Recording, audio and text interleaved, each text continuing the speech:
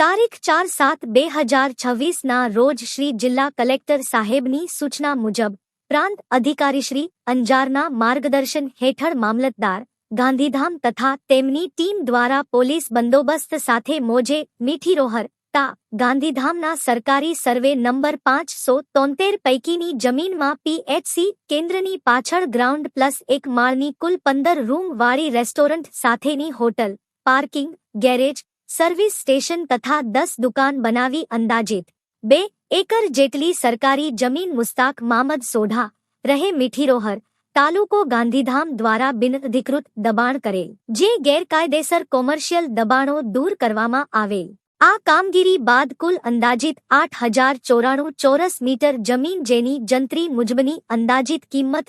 અંકે રૂપિયા 1,69,97,400 થાય છે, તે જમીન દબાણ મુક્ત કરી ખાલી કરાવવામાં આવી.